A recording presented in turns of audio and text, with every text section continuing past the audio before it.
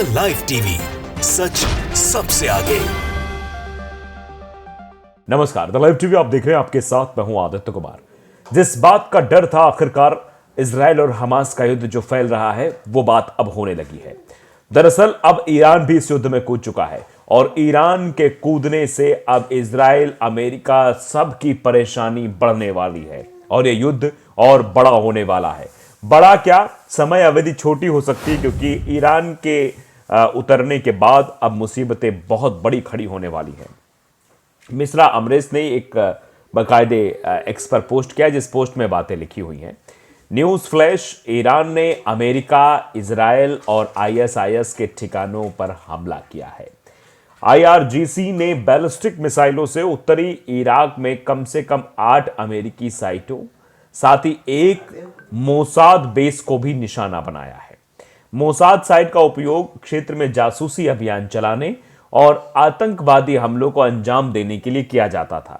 उत्तरी सीरिया में आईआरजीसी ने हयात तहरीर अल शाम तुर्किस्तान इस्लामिक पार्टी द्वारा नियंत्रित मुख्यालय, प्रशिक्षण शिविरों और रसद और सहायता स्थलों को भी निशाना बनाया गया है और उन्हें उच्च परिशुद्धता वाली बैलिस्टिक मिसाइलों से नष्ट कर दिया है। सूत्रों ने बताया कि अल मायादीन को बताया कि ये इन स्थानों पर है जहां आईएसआईएस खुरासान के आतंकवादी प्रशिक्षण लेते हैं। बाद में ईरान के भीतर हमले शुरू करने के लिए अमेरिकियों द्वारा उन्हें अफगानिस्तान ले जाया जाता था। तो ये साफ तौर पर आप इस बात को समझ सकते हैं किस तरीके से अब ईरान इस पूरे युद्ध में कूद चुका है।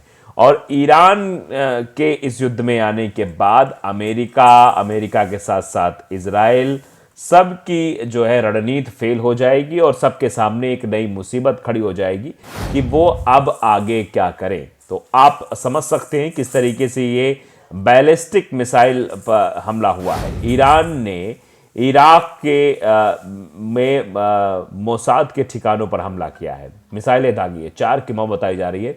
सीरिया में हुए हमारे कमांडरों की हत्या का बदला ये बताया जा रहा है। दरअसल ईरान के रिवोल्यूशनरी गार्ड्स ने यानी आईआरजीसी ने सोमवार देर रात इराक के इरबिल शहर में इजराइल की खुफिया एजेंसी मोसाद के दफ्तरों पर बैलिस्टिक मिसाइल दागी है। यानी मोसाद को तबाह करने की कोशिश ईरान द्वारा की गई है। इसमें 4 लोगों की मौत हुई है बताया जा रहा है। ईरान की स्टेट न्यूज एजेंसी आईआरएनए के मुताबिक मिसाइलें ईरान विरोधी आतंकी खुफिया केंद्रों पर दागी गई हैं। हालांकि इजराइल ने इस हमले को लेकर अभी तक कोई प्रतिक्रिया नहीं दी है। देगा क्या? अगर वो कोई प्रतिक्रिया देगा तो मामला और उलझ जाएगा। इसीलिए इजराइल की हिम्मत ही नहीं पड़ रही कि इजराइल की तरफ से कोई प्रतिक्रिया आएगी। इजराइल जिस तरीके का घटनाक्रम में सम्मिलित हो रहा है, उससे तो यह साफ तौर पर लग रहा है। ईरान ने इस हमले को इजराइल के अटैक में मारे गए अपने कमांडरों का बदला बताया है। दरअसल पिछले कुछ दिनों में इजराइल ने सीरिया और लेबनान में एयर स्ट्राइक की थी, ये आप सब जानते हैं। इसमें ईरान के ब्रिगेडियर जनरल राजी मुसावी और हमास के डिप्टी लीडर सालेह अल अरूरी की मौत हो गई थी।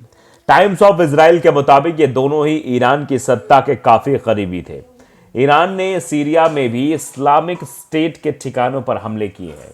अमेरिकी मीडिया हाउस न्यूयॉर्क टाइम्स के मुताबिक ईरान का हमला कुर्दिस्तान की राजधानी एरबिल से करीब 40 किलोमीटर उत्तर पूर्व में अमेरिकी वाणिज्य दूतावास के करीब हुआ है। तो आप समझिए, अमेरिकी दूतावास पर हमला होता है, मोसाद के ठिकानों पर हमला होता है जो कि इजराइल की खुफिया एजेंसी है।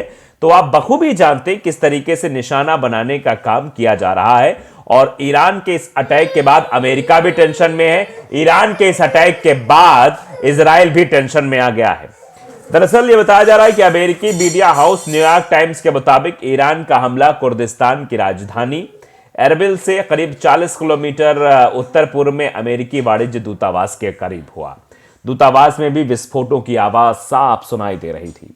2 अमेरिकी अधिकारियों ने रॉयटर्स को बताया कि मिसाइलों के हमले से कोई भी अमेरिकी फैसिलिटी प्रभावित नहीं हुई है। यानी बताया जा रहा है कि अभी कोई प्रभावित नहीं हुआ है, लेकिन ये चेतावनी है अभी शुरुआती दौर में। और इस चेतावनी के बाद जो अटैक होगा, वो अटैक कितना भयावह होगा, शायद इस बात को समझ भी नहीं पाएगा इजराइल।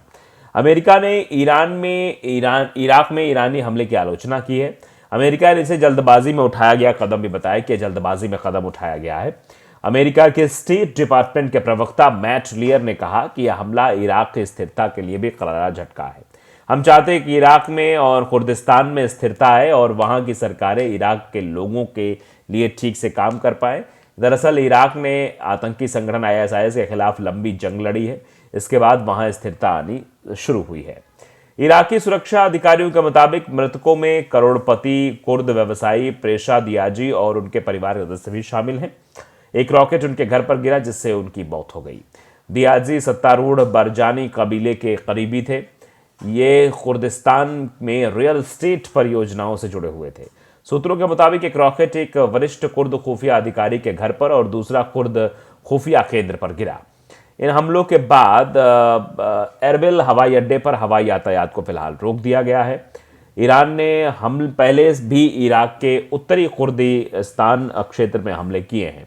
ईरान का कहना है कि इस क्षेत्र का इस्तेमाल ईरानी अलगाववादी समूह और इजराइल के एजेंट उसके खिलाफ करते हैं।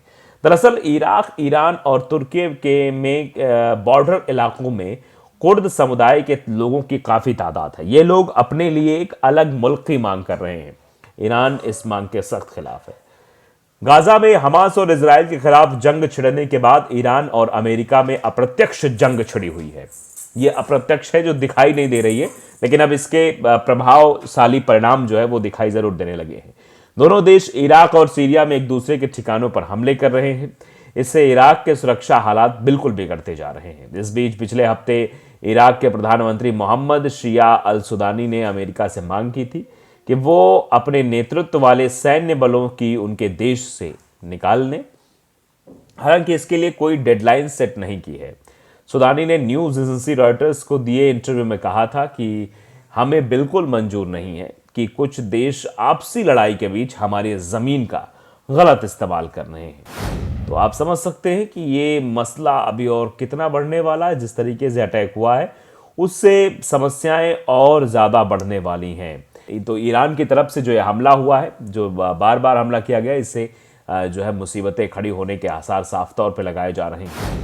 अब देखिए एक और चीज़ें जो दिखाई दे रही हैं कि अब आने वाले समय में क्या कुछ अटैक होगा, इसको अलग वे में बताने की भी कोशिश की जा रही मीडिया के द्वारा कि अब आपस में भिड़े दो मुस्लिम देश, एक ने दूसरे पर बोला बैलिस्टिक मिसाइल से हमला, इलाके में बड़ा तनाव। जबकि ये अमेरिका के बेस पर हमला किया गया है, ये मोसाद के बेस पर हमला किया गया है। ईरान की सरकारी मीडिया ने बताया कि ईरान के रिवोल्यूशनरी गार्ड्स ने सीरिया और इराक के स्वायत्त कुर्दिस्तान क्षेत्र में कई आतंकवादी ठिकानों पर मिसाइलें दागी। दरअसल इजराइल हमास युद्ध के बीच अब ईरान ने इराक पर हमला बोला है। ईरान के रिवोल्यूशनरी गार्ड्स ने बताया कि मिसाइलें दागी गई। ये हमले इजरायली जासूसी एजेंसी मोसाद, अब समझ लीजिए, यह हमले इजरायली जासूसी एजेंसी मोसाद और आईएस आतंकी समूह के ठिकाने को केंद्र में बनाए गए हैं, मतलब बनाकर किए गए हैं। मंगलवार को ईरान की सरकारी मीडिया ने बताया कि ईरान के रिवोल्यूशनरी गार्ड ने सीरिया और इराक के स्वायत्त कुर्दिस्तान क्षेत्र में कई जगह पर हमले किए। इन हमलों से खाड़ी देशों और मिडिल ईस्ट में फिर से तनाव बढ़ने के आसार साफ तौर पर दिखाई दे रहे हैं। द लाइव टीवी को अगर आपने सब्सक्राइब नहीं किया, जरूर करिए, बेल आइकन दबाइए ताकि सच खबर आप तक पहुंचती रहे। नमस्कार। द लाइव टीवी, सच सबसे आगे।